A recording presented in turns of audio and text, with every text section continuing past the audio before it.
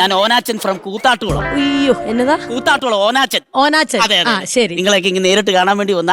മനസ്സിലായി. അതെ ഫക്രു സാറേ നമസ്കാരം. ഞാൻ സാറിന് ഭയങ്കര ഒരു ആരാധകനാണ്, എനിക്ക് ഭയങ്കര ഇഷ്ടമാണ്.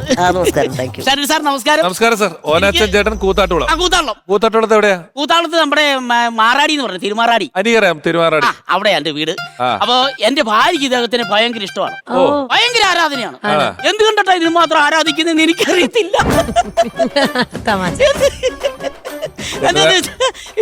ഇദ്ദേഹം ഈ മൊബൈലില് ഫേസ്ബുക്കില് ഫോട്ടോ ഇട്ടിട്ട് ഓരോ ക്യാപ്ഷൻ. അതെ, ക്യാപ്ഷൻ ഇടും. അപ്പൊ ആ ക്യാപ്ഷൻ കണ്ടു കഴിഞ്ഞിട്ട് ഇവളൊണ്ടങ്ങ് വിസ്മയിക്കുക. ഞാൻ പറഞ്ഞത് ഇദ്ദേഹത്തിന്റെ ബുദ്ധിയൊന്നും അല്ലടി, ഞാൻ അതിനുള്ള വലിയ ബുദ്ധിയൊന്നും ഇല്ല, നമ്മളെ പോലെ ഒരു സാധാരണക്കാരനാണ്. പക്ഷെ അയാൾ എഴുതുന്ന വാക്കുകൾക്ക് ഭയങ്കര എന്തോ ഒരു പവർ ഉണ്ടെന്നാ പറയുന്നത്. സാറേ സാധാരണക്കാർക്ക് ബുദ്ധി ഇല്ലാതാവണം നിർബന്ധമില്ലല്ലോ.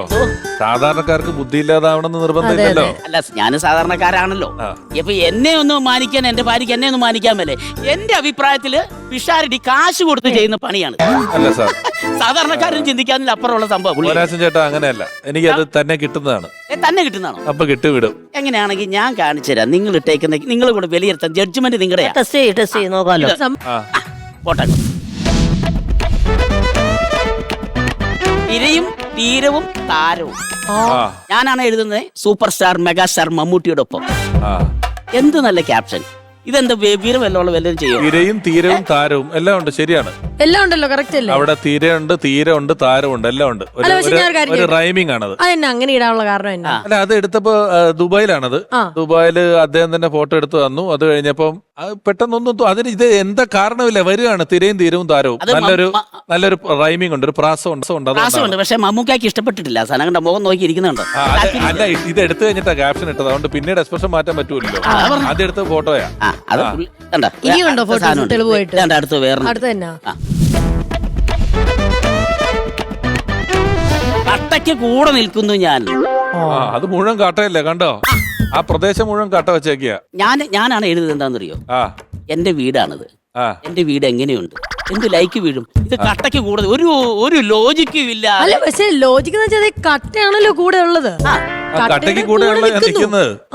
പിന്നെ ഇദ്ദേഹത്തെ ആ കോൺക്രീറ്റ് ഇട്ട് വാർത്ത അങ്ങനെ ഫുൾ ടൈം നിന്നാ അത് ഇത് ക്രിയേറ്റിവിറ്റി. ഇപ്പൊ നമ്മളിപ്പോ കട്ടയ്ക്ക് കൂടെ നിൽക്കുന്നു. നമ്മളിത് കാണുമ്പോഴേ ആൾക്കാർക്ക് ഒരു ജസ്റ്റ് ഒരു ചിരി വരണമെന്ന് മാത്രം ആഗ്രഹിച്ചിടുന്ന കാര്യം. ഇതിനകത്ത് വലിയ ആലോചനകളോ കാര്യങ്ങളോ അങ്ങനൊന്നും ഇല്ല. ഒരു ചിരി വരിക, ഒരു അധികം നീളം ഇല്ലാതിരിക്കുക, ഒരു വാക്ക്, രണ്ട് വാക്ക്, 4 വാരി.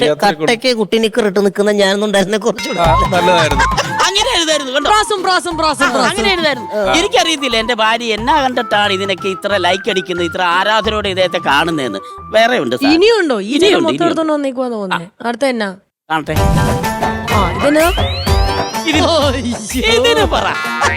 കണ്ടോ, ഒരു താല്പര്യം ഇല്ലാതെ ഇദ്ദേഹം അവിടെ നിൽക്കുന്നു. കൂടെ നിൽക്കുന്ന ആള് വേറെ ഏതോ എപ്പിസോഡിന്റെ ഫോട്ടോ ആണ്. അത് നമുക്ക് കിട്ടാൻ വലിയ പാടാണ്. എന്നാലും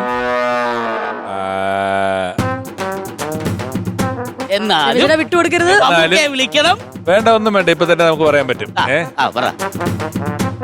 അമ്മ ജനറൽ ബോഡി മീറ്റിംഗ്.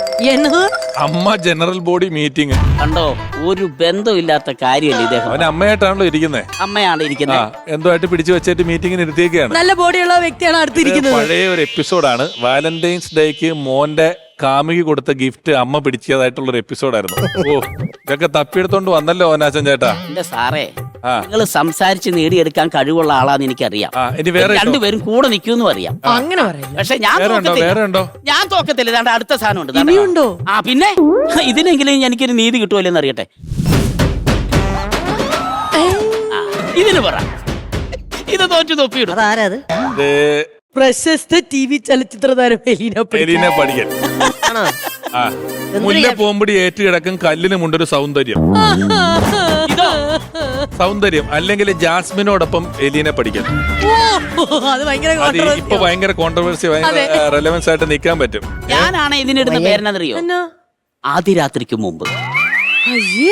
അതിനാ നല്ല പേരല്ലേ? ആദ്യരാത്രിക്ക് മുമ്പ്. ശരിയാ. നിങ്ങൾ ഇവരെ സപ്പോർട്ട് ചെയ്യണോ? അത്യാവശ്യം നല്ലതായിരുന്നു. നിലവാരമല്ലേ? ഇനി വേണം നിങ്ങൾക്ക്, ഇനി നിങ്ങൾ പുള്ളിയെ സപ്പോർട്ട് ചെയ്തേക്കല്ലേ കേട്ടോ. ഈ സാധനം കൂടെ കണ്ടു. ഇനിയോ? രാജ, കിങ് രാജ. രാജാക്ക് ഒരു സാധനം ഇട്ടുകൂടെ? ഞാനിരുന്ന് വരെ കിങ് രാജ. വലിയ ഫാൻ ബേസ് ഉള്ള മനുഷ്യനാ. അടിപൊളി. അത് ഹെലികോപ്റ്ററിന്റെ ഫാൻ കണ്ടിട്ട് പറഞ്ഞല്ലേ. അത് തന്നെ അതിന്റെ ബേസിലാണ് പുള്ളി നിൽക്കുന്നത്. കണ്ട ആലോചന കണ്ടോ? വലിയ ഫാൻ ബേസ് ഉള്ള മനുഷ്യനാ. അതെടാ. ക്രിയേറ്റിവിറ്റി.